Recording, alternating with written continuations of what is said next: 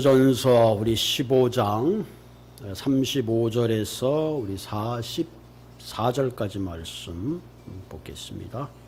35절에서 44절까지. 누가 묻기를 죽은 자들이 어떻게 다시 살아나며 어떠한 몸으로 오느냐 하리니,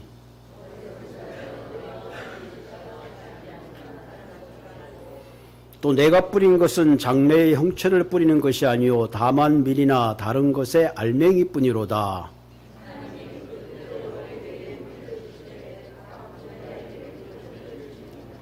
육체는 나 같은 육체가 아니니 하나는 사람의 육체요 하나는 짐승의 육체요 하나는 새의 육체요 하나는 물고기의 육체라.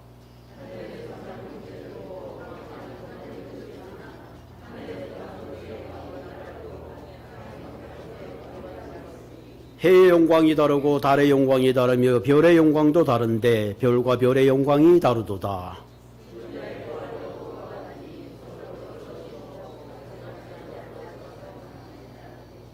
욕된 곳으로 심고 영광스러운 곳으로 다시 살아나며 약한 곳으로 심고 강한 곳으로 다시 살아나며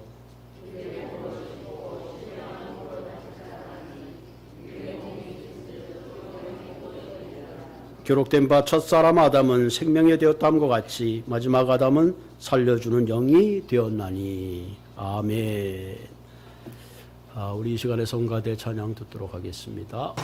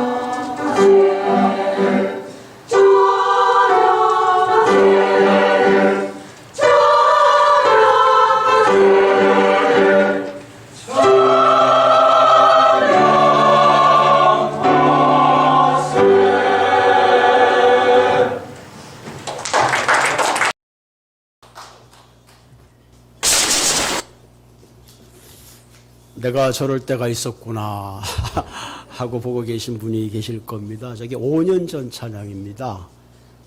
세월이 참 빠르죠. 예, 제가 이렇게 강대상 앞에 앉아있다가 한 분 한 분 이렇게 들어오시면 이제 참 늙어가는 것이 아니라 우리가 참 많이 익어갔다 그런 느낌이 듭니다. 세월은 참 굉장히 빨리 흘러가는 것 같아요. 아무도 지나가는 세월 막을 수는 없지만 그러나 그 시간 속에 우리가 알 수 있는 최선의 삶을 산다는 것이 얼마나 또한 아름다운가 하는 것을 느끼게 됩니다. 태초에 하나님이 천지를 창조하시니라. 이 성경의 가장 큰 전제입니다. 하나님이 태초에 천지를 창조하셨다는 이 전제가 무너지면 사실은 모든 것이 무너지는 거죠.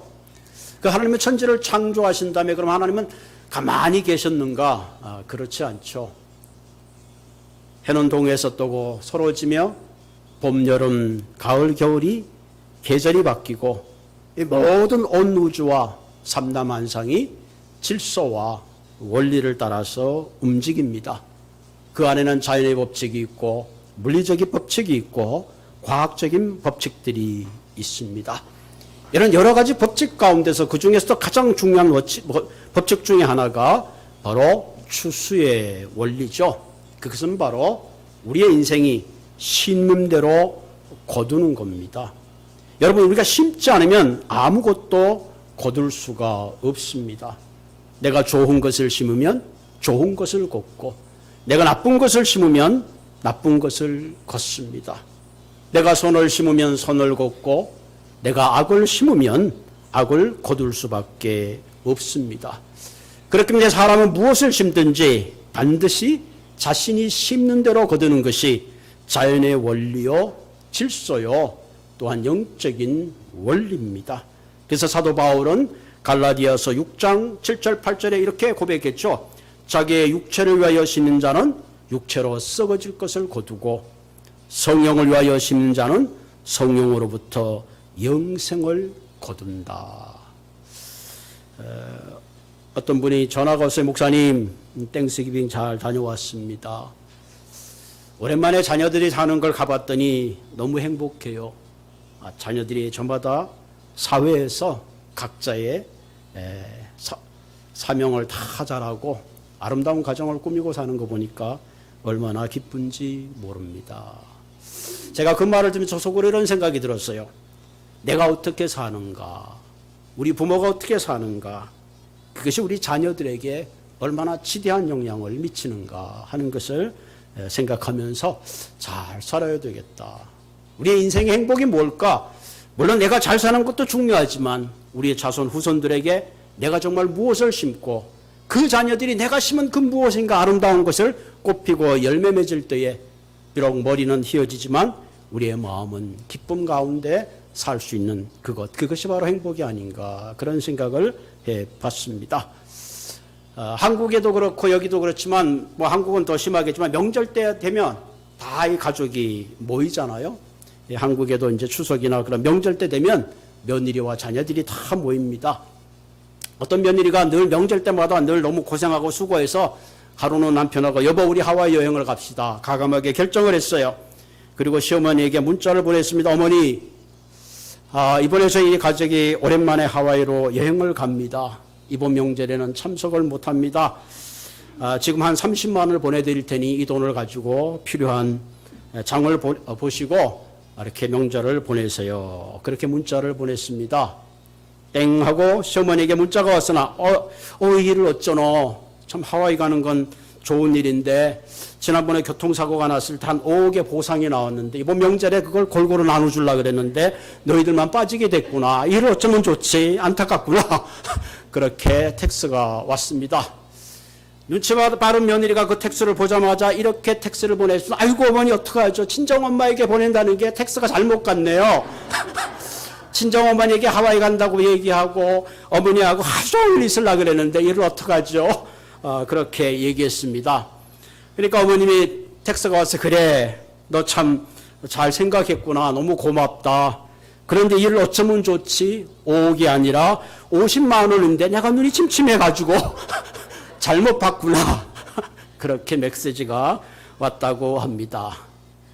여러분 좋은 씨를 뿌려야지 좋은 열매를 맺습니다. 자기만을 위한 이기적인 마음으로 씨를 뿌리면 결국 우리가 얻는 것이 아무것도 없습니다. 저와 여러분 그리스도 안에서 특별히 선택받은 하나님의 자녀입니다. 그러므로 우리는 반드시 좋은 씨앗을 뿌리고 아름다운 열매를 거둠으로 하나님께 영광을 돌리는 그런 삶을 살아야 합니다. 우리가 한평생 사는 동안에 무엇을 뿌리는가에 따라서 우리가 얻는 열매 또한 풍성하고 남다른 것입니다. 그럼 어떻게 할 때에 우리가 선을 심고 아름다운 열매를 통해서 하나님께 영광을 돌리는 그런 삶을 살 수 있겠는가 하는 겁니다. 사실 오늘 본문은 그동안 고린도전서 15장의 부활의 장이라면 부활의 가장 클라이맥스입니다. 부활의 가장 아름다운 열매로 장식하는 그런 말씀이죠. 사실 고린도 교회는 부활을 믿지 않는 많은 사람들이 있었습니다. 그런 가운데 바울은 예수님이 부활의 첫 약속이 되었던 것처럼 첫 열매가 되었던 것처럼 너희들도 부활한다 그렇게 말씀했습니다. 그럴 때 어떤 사람이 이렇게 묻습니다. 사람이 죽으면 끝나는데 어떻게 죽은 몸이 부활한단 말입니까? 그럼 죽은 몸이 다시 살아난다면 도대체 어떤 모습으로 살아난다는 것입니까? 여러분들 가끔 궁금하잖아요. 내가 죽은 다음에 부활한다는데 몸이 다시 산다는데 도대체 어떤 몸으로 살아날까? 그 동일한 질문을 오늘 35절에도 말씀하고 있죠. 자, 35절 누가 묻기를 죽은 자들이 어떻게 다시 살아나며 어떤 몸으로 옵니까? 이 동일한 질문이 그때에도 있었고 지금도 많은 사람들이 이런 질문들을 하죠. 니고데모가 예수님께 찾아와 예수님 어떻게 하면 천국에 갈 수 있습니까?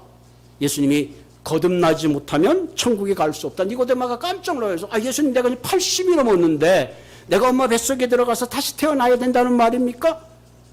그렇게 질문하듯이 지금 동일한 질문을 비슷하게 하는 거죠. 몸이 다시 살아난다는 그 부활의 의미를 우리가 이성적으로 육신적인 생각으로 이해하려고 하는 그런 것을 우리가 보게 됩니다.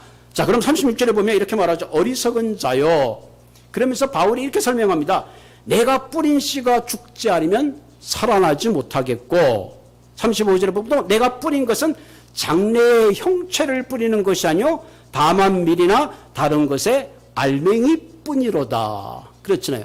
우리가 농부가 씨를 뿌릴 때에 밀을 심는 것이 아니라 씨앗을 심을 때에 나중에 그 씨앗이 자라서 밀의 형체가 되는 거다. 그러면서 38절에 이런 말씀, 하나님이 그 뜻대로, 굉장히 하나님이 그 뜻대로 그에게 형체를 주시되 각 종자에게 그 형체를 주신다.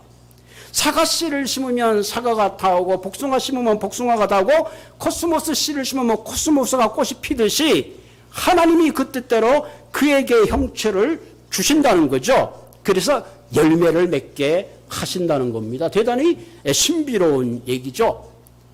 이 말을 윌리엄 바클레이 목사는 이렇게 설명했습니다. 세 단계에 걸쳐서 그런 과정이 생기는, 첫째는 씨를 뿌리면 씨가 디솔루션 되는 그런 시간이 있다는 거죠. 씨가 다 썩고 분해되고 사가집니다. 마찬가지로 육신도 땅에 들어가면 다 이렇게 사가지는 거죠. 둘째는 사가진 다음에 중요한 것은 그 씨가 에너지를 받아서 이제 디퍼런스, 그 분해된 씨로 말미암아 그 안에 뿌리가 생기고 싹이 나고 잎이 내고 가지가 내서 나무가 생기는 거죠. 그리고 맨 마중에는 아름다운 완성의 열매가 생기는 겁니다. 다시 말하면 하나님이 그 뜻대로 뿌린 씨의 형태를 주시는 거죠. 그러니까 사람이 죽으면 다 흙이 되어 디솔루션이 되는 겁니다. 가끔 우리가 이런 질문에, 목사님 혹시 우리가 매장을 하는 게 있고 화장을 하고 있는데 화장을 해서 불을 태워버리면 몸으로 부활한다는데 그거 혹시 부활하지 못하는 거 아닙니까? 이런 궁금증이 생길 수도 있잖아요. 이 디솔루션, 우리가 화장을 하게 되면 다만 이 디솔루션의 시간이 빠르겠죠. 그 불 가운데 빨리 분해가 되고 없어지겠죠. 또 관속에 묻어두면 그것이 오랜 시간을 지나면서 결국은 역시 디솔루션이 돼서 썩어져서 흙이 되고 마는 거죠. 그런데 문제는 그 다음입니다. 그 다음에 하나님께서 뭐예요? 하나님의 뜻대로 형체를 주시는데, 복숭아 씨를 씌웠을 때 복숭아 나무가 되고 복숭아 열매가 복숭아 되듯이 우리가 육체가 썩고 나면 그 다음에 하나님의 뜻대로 형체를 주시는데, 성경에는 그분이 어떤 형체를 주시느냐, 성경에 영광스러운 몸으로 부활한다 하는 거예요. 그 영광스러운 몸으로 다시 한번 우리가 다시 썩을 몸이 아닌 썩지 않은 몸으로 다시 태어난다. 그렇게 말씀하고 있습니다. 이것이 부활을 생각하고 있는 그 전체적인 과정을 언어로 설명할 수 있는 한계입니다.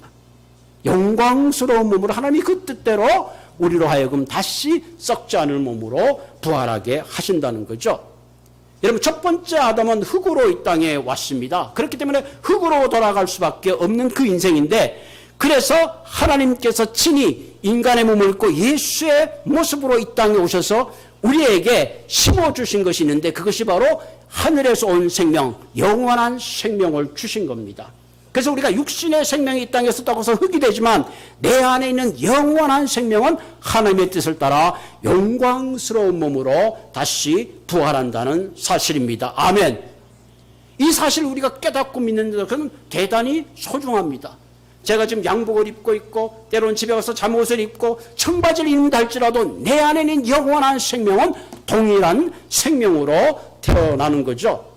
그런 의미에서 다시 영광스러운 몸으로 태어나는 어떤 몸인가는 아마 하나님의 뜻대로 성경에 보면 가장 멋지고 가장 아름답고 가장 기가 막힌 모습으로 다시 한번 우리 하나님 앞에 영광스러운 몸으로 부활할 줄로 믿습니다.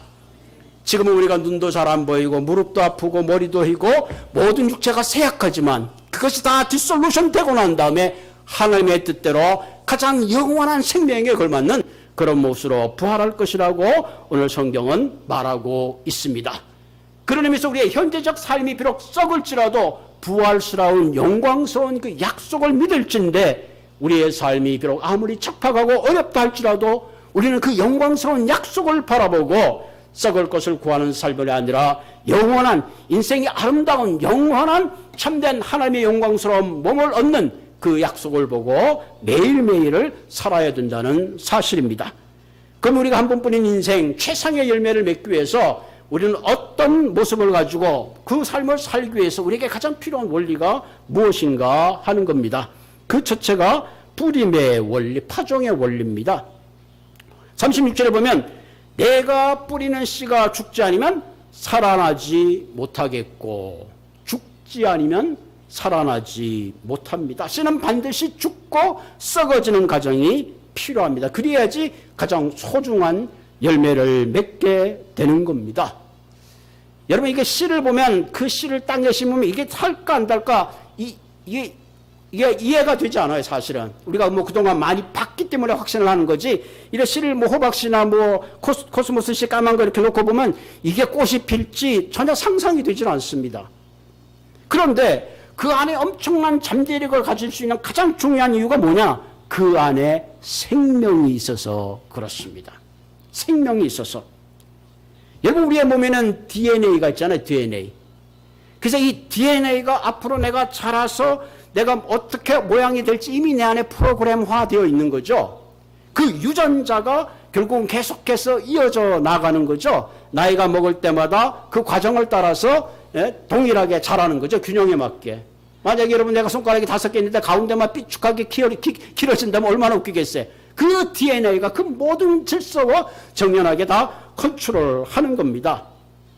여러분, 우리의 몸에는 100조 개의 세포가 있다죠. 그 100조 개의 세포가 있는데 그 모든 성장이 균형을 맞게 성장을 합니다. 하나님의 뜻에 맞게 형체를 이루어가는 거예요. 사실 어떻게 보면 늙어가는 것도 하나님의 뜻 가운데 늙어가는 거죠. 요즘 그 23N미라는 게 있어요. 이게 뭐냐면은 DNA를 통해서 앞으로 내게 일어날 알츠하이머라든가 캔서라는 그런 것들을 미리 진단하는 겁니다. 이 몇 년 전만 해도 이 진단하는 킷이 거의 499, 한 500불 가까이 있는데 지금 한 100불 정도면 상점에서 구입할 수 있어요. 그래서 여러분들 그 안에 침을 뱉어서 실험실에 보내면 그 실험실을 다 연구해서 앞으로 당신은 이러이러한 병이 걸릴 가능성이 있습니다라고 예측을 해주는 그런 시대에 살고 있습니다. 우리는 우리의 몸 안에 하나님이 심어놓은 무한한 가능성이 있어요. 이 무한한 가능성과 잠재성을 사용하지 않으면 묻어놓으면 소용이 없는 거예요. 하늘의 미달이 땅에 쪄서 땅에 떨어지면 많은 열매를 맺는다 그랬죠. 아무리 좋은 씨라 할지라도 땅에 묻어서 그것이 썩지 않으면 아무 소용이 없듯이 내가 천하를 다 가지고 수많은 재산을 가지고 있다 할지라도 그것을 내가 가만히 가지고 있으면 사실은 별 의미가 없습니다. 우리의 꿈도 기회도 잡을 때 그것이 나의 것이 되는 거죠. 지나가는 세월도 내가 잡지 않으면 그냥 지나가는 세월이 되고 마는 겁니다. 어떤 분이 그랬죠. 태평양에 수많은 고기가 있어도 낚시해서 내가 걷어 올린 것만이 내 입에 들어간다는 말을 한 것을 들었습니다. 벤자민 프랭클이라는 분이 계시는데 그분에게 그 지역에서 청년이 찾아왔습니다. 선생님, 제가 이 근처에서 책방을 한번 하고 싶은데 선생님 어떻게 생각? 그래, 젊은이 좋은 생각이네. 한번 그 책방을 인수해서 한번 잘해보게. 또 돌아갔어요. 1년 후에 다시 나타나셨습니다. 선생님, 이 책방을 정말로 사야 됐습니까? 안 사는 게 좋겠습니까? 하는 게 좋습니까? 안 사는 게. 어쨌든 한번 실패가 있을지라 한번 도전해보게. 2년이 지나서 3년이 지나서 똑같은 질문을 반복하는 거예요. 그러다 나중에 결국 어떻게 됐어요? 그 청년은 병이 들어서 서점을 인수할 수 없었다. 그런 얘기가 있습니다. 그래서 위대한 얘기를 하나 있어요. 자신을 위해서 최소한의 투자할 용기가 없는 사람은 어떤 꿈도 이룰 수가 없다. 하나님은 우리에게 재능을 주셨고 기술을 주셨고 학식을 주셨고 재물을 주셨고 건강을 주셨는데 우리가 뿌릴 때만이 그 삶이 아름다운 열매를 궁극적으로 얻게 된다는 사실입니다. 여러분, 전도서 11장 1절에는 귀한 말씀이 있어요. 너는 내 떡을 물 위에 던져라. 여러 날 후에 도로 찾는다. 신기한 말이죠. 떡은 먹어야 돼. 떡을 물 위에 던지라는 거예요. 물에 던지고 나면 난 그 떡을 먹을 수 없어요. 그럼 누가 먹어요? 떡이 떠내려가다가 강가에 있는 누군가가 배고픈 사람이 건져서 먹게 되겠죠. 이것이 히브리인들이 갖고 있는 삶의 지혜입니다. 내가 그 떡을 물에 던지지만 언젠간 그 혜택이 다른 사람에게 돌아가고 그 혜택이 결국은 내게로 부메랑처럼 돌아온다는 얘기죠. 그래서 2절에 뭐라 그러냐면 7에게나 8개나 나눠줄지어다 무슨 재앙이 땅에 임할지 내가 알지 못하느니라. 그러니까 우리의 인생이라는 게 단순히 내 눈앞에 보이는 이익만 보고 투자하고 살아가는 삶이 아니라 하나님이 내게 주신 건강과 재능과 물질과 그 어떤 걸 가지고 투자해서 모든 이들이 함께 유익이 되는 삶을 심는 것, 그렇게 심는 삶이 진정 지혜로운 삶이요 아름다운 삶이라는 사실입니다. 우리가 이 땅에 살면서 나의 이해 타산만 따지면 아무런 열매도 거둘 것이 없습니다. 그러나 때로 내가 손해를 보고 나의 소중한 것을 나누면 언젠가는 그것이 부메랑이 되어 내게 돌아올 뿐만 아니라 아름다운 열매를 맺는 그런 삶을 살게 되는 것입니다. 그러므로 신전 부활의 영광을 바라보는 우리는 내게 있는 그 무엇이든지 내가 움켜잡고 있는 것이 아니라 함께 나눔을 통해서 그리스도 안에 아름다운 열매를 맺는 저와 여러분들이 되기를 주님의 이름으로 부탁을 드립니다. 두 번째 중요한 것이 보응의 원리인데 누구든지 자기가 뿌린 만큼 거둔다는 원리입니다.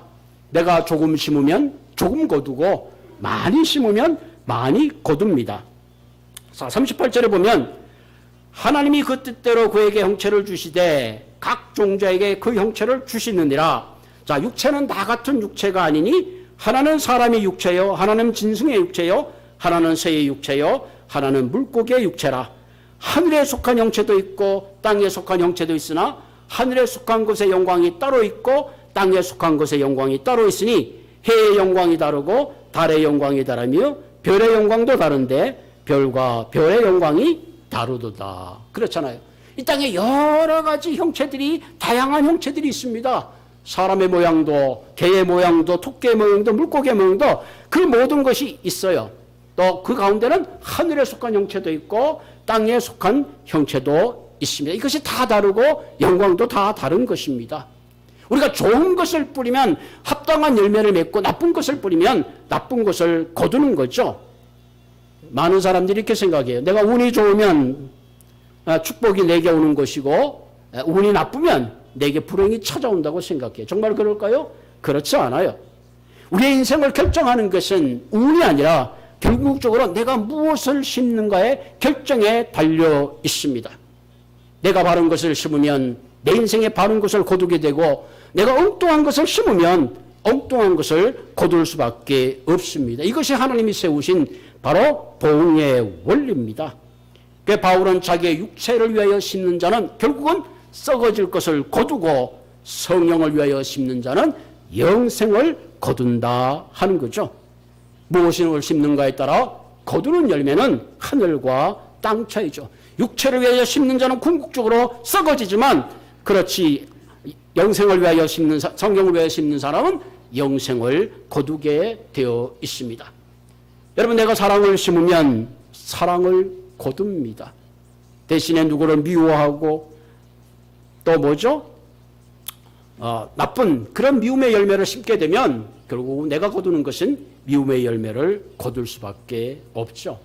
우리가 자녀를 양육할 때도 동일합니다. 내가 자녀들의 가슴에 무엇을 심어줄 것인가? 그게 대단히 중요하죠. 내가 심어주는 그 열매에 따라 앞으로 자녀들의 장래의 미래의 열매가 거기에 달려 있습니다. 믿음을 심어주면 자녀들이 믿음의 사람이 되는 거예요. 말씀을 심어주면 자녀들은 약속의 말씀을 따라 말씀의 열매를 맺게 되고, 그 자녀들 가운데 지혜를 심어주면 지혜로운 사람이 되는 겁니다. 여러분의 자녀의 모습을 가만히 보세요. 그 모습 가운데 내가 그들에게 무엇을 심어줬는가, 그 나무와 형태를 여러분들은 볼 수 있습니다. 우리의 영적 생활도 동일합니다. 내가 기도하지 않고는 어떤 변화도 역사도 일어나지 않아요. 내가 기도하지 않고는 그리스도의 능력의 삶을 살 수가 없습니다. 내가 눈물로 씨를 뿌리지 않고는 절대로 기쁨으로 단을 거둘 수가 없어요. 여러분이 이만큼 살게 되는 건 그만큼 여러분 눈물로 씨를 뿌린 결과입니다. 그래서 시편 126편에 뭐라 그랬어요? 눈물로 씨를 뿌린 자는 기쁨으로 거두리라. 울면서 씨를 가지고 나아가 뿌리는 자는 단을 가지고 기쁨으로 돌아오리라. 아멘. 그런데 때때로 우리는 이 뿌리는 거에 관심이 없고 거두려고만 할 때에 우리의 삶이 정도를 벗어나고 말씀을 벗어나고 결국은 세상 길로 가게 되는 거예요. 어떤 분이 식당을 오픈했습니다. 기대를 가지고 식당을 오픈했는데 장사가 잘 되지 않아요. 장사가 잘 되지 않으니까 이 주인이 맨날 주방장을 불러다가 음식이 왜 그 모양이냐, 음식을 좀 잘해보라고 아침전을 친 거예요. 이른 아침부터 저녁까지 매일매일 야단만 받던 주방장이 화가 났습니다. 그래? 이런 식당은 빨리 망해야 돼. 그래서 식당에서 누가 음식을 주면 계란 후라이 1개 집어넣으면 2개를 집어넣고 고기를 조금 넣고 많이 집어넣고 막 엄청나게 서비스를 한 거야. 선심을 쓴 거야, 그 안에서. 이 반대 현상이 일어났어요. 손님이 점점 모이더니 그 가게가 커지고 1호점, 2호점, 3호점을 냈다는 그런 이야기가 있습니다. 망하기 위해서 선심을 썼더니 오히려 그것이 더 상점을 크게 했더라 하는 그런 이야기가 있습니다. 사랑하는 성도 여러분, 너무 이해관계를 따지지 말고 어디를 가든지 넉넉한 마음으로 사랑을 심고 복을 심고 복음을 심는 여러분들이 되기를 주님의 이름으로 부탁을 드립니다. 여러분, 음식 사도 내가 많이 음식을 사다 보면 많이 얻어먹게 돼 있어요. 그게 파종의 원리입니다. 영적인 원리로 통일해요. 내가 하나님 앞에 무엇을 심냐, 기도의 시간을 심는 만큼 내게 일어난 역사는 그 이상으로 엄청난 역사가 일어나는 겁니다. 하늘의 미라를 심으면 많은 열매를 맺듯이 내가 가지고 있는 건강과 내가 가지고 있는 하나님이 주신 것 심으면 하나님이 그 이상으로 넘치게 채워주십니다. 내가 심으면 내가 심은 만큼 얻는 겁니다. 그러므로 우리는 때를 얻든지 못 얻든지 사랑을 심고 선을 심고 복음을 심고 이 땅에 그리스도가 원하는 아름 열매, 풍성한 열매를 맺는 한 분 한 분 되기를 주님의 이름으로 부탁을 드립니다. 그런데 문제는 뭐냐? 우리가 선을 심고 아름다움을 심고 많은 것을 거두고 싶은데 이것이 우리 뜻대로 되지 않는다는 거예요. 때때로는 선을 심어야 되는데 악을 심기도 하고, 때로는 사랑을 심어야 되는데 미움을 심기도 하고, 때로는 좋은 것을 심어야 되는데 오히려 나쁜 것을, 썩을 것을 심을 때가 참 많이 있습니다. 그래서 우리에게 필요한 게 뭐냐? 은혜의 원리가 필요합니다. 아멘. 다음 보면은 내가 엉뚱한 걸 심었는데 하나님이 엉뚱한 걸 거두게 하느라 특별한 걸 거두게 하시는 거예요. 이게 하나님의 은혜입니다. 이게 수집받는 그리스도의 삶의 원리입니다. 자, 42절을 볼까요? 죽은 자의 부활도 그와 같으니 썩을 것을 심고, 42절 한번 같이 읽어볼까요? 42절 시작. 죽은 자의 부활도 그와 같으니 썩을 것을 심고 썩지 않을 것을 다시 살아나며, 욕된 것을 심고 영광스러운 것으로 다시 살아나며, 약한 것으로 심고 강한 것으로 다시 살아나며, 육으로 심고 신령한 몸으로 다시 살아나니 육의 몸이 있은즉 또 영의 몸도 있느니라. 아멘.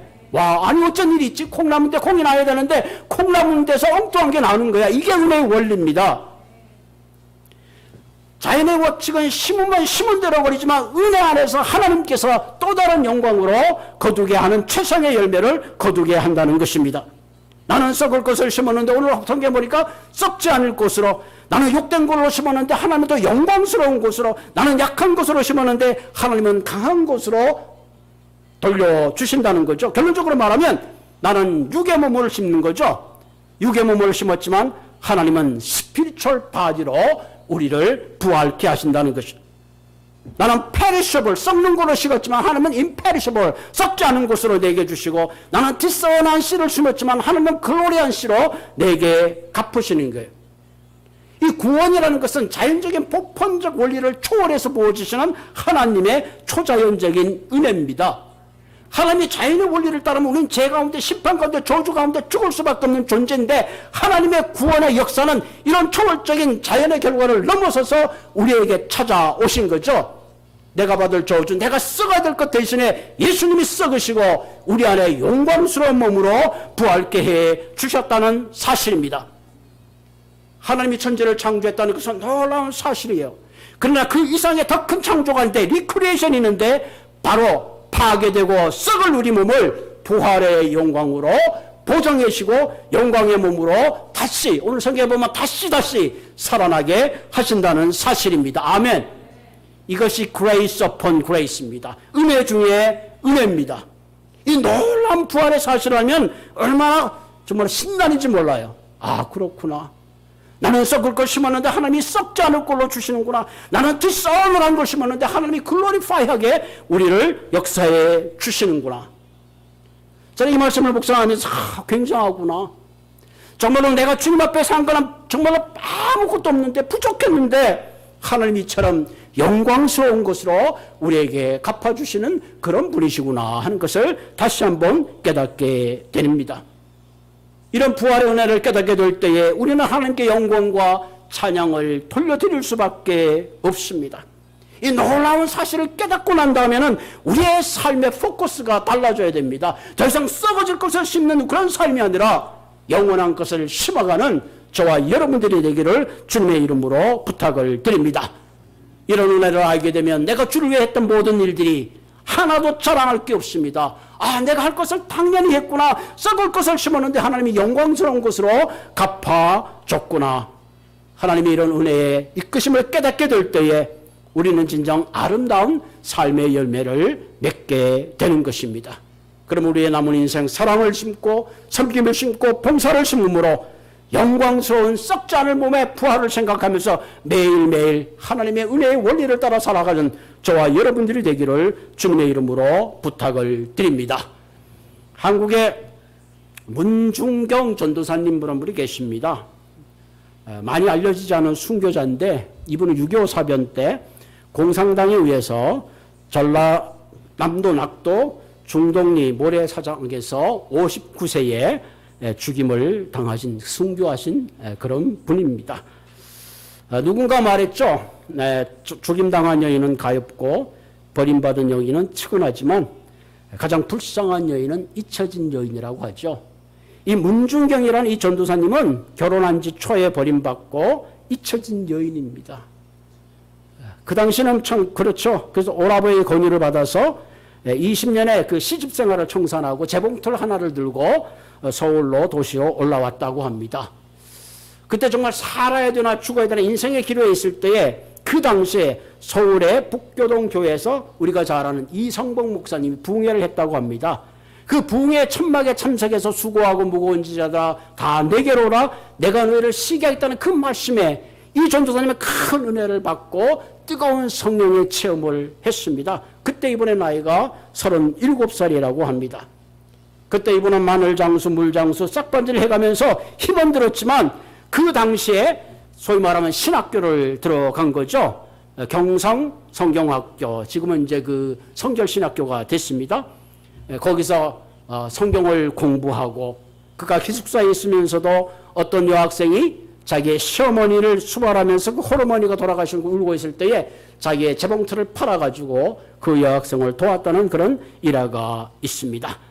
이분은 학교를 졸업한 후에 거의 11개의 섬을 돌아다니면서 예수의 복음을 전했습니다. 그 당시 일제시대 때에 그 연병 있죠. 장질부사라 그러죠. 연병이 있어서 많은 사람들이 죽어가고 가족도 돌보지 않는데 그 연병 걸린 사람들의 그 시체를 치워가면서 그들을 도봤다고 합니다. 그러면서 이렇게 고백했습니다. 나는 어차피 홀몸이니 죽어도 부담이 없다 그러면서 그 환자들을 돌보았다고 합니다. 그리고 1950년 10월 5일 하늘에 먹구름이 껴고 파도 소리가 침묵하는 칠침나에 30년 살았던 그 백사장에 총에 찍히고 순교의 제물이 되었는데 이때 이분의 나이가 59세라고 합니다. 이분이 뿌린 씨앗을 통해서 많은 목회자들과 많은 하나님의 복음의 열매들이 있었는데 그 가운데 우리가 잘 아는 대로 우리 그 누구죠? CCC 창설 김중건 목사님. 이 김중건 목사님이 이분의 큰 영향을 받고 그분의 영전에 이렇게 했죠. 앞으로 전선님이 그 죽음을 헛되지 않게 하기 위해서 내가 10만 명의 대학생들을 내가 중국 땅에 보내고 싶습니다. 라고 그렇게 고백을 했다고 합니다. 이름 없이 빚도 없이 백사장에서 죽어 그런 인생이지만 하나님께서 그것을 거두시고 그 썩을 몸을 통해서 가장 영광스러운 복음의 나라를 이룬 것을 우리가 보게 됩니다. 사랑하는 성도 여러분, 저와 여러분들 우리 인생을 살아도 70년, 80년, 90년 언젠간 썩을 인생들입니다. 내 몸이 썩을지라도 썩지 않을 영광으로 거둘 수 있는 그런 재물되는 삶의 순간이 되기를, 그런 삶을 향하여 저와 여러분들이 달려가는 모든 삶이 되기를 주님의 이름으로 부탁을 드립니다. 같이 기도하겠습니다. 오 하나님,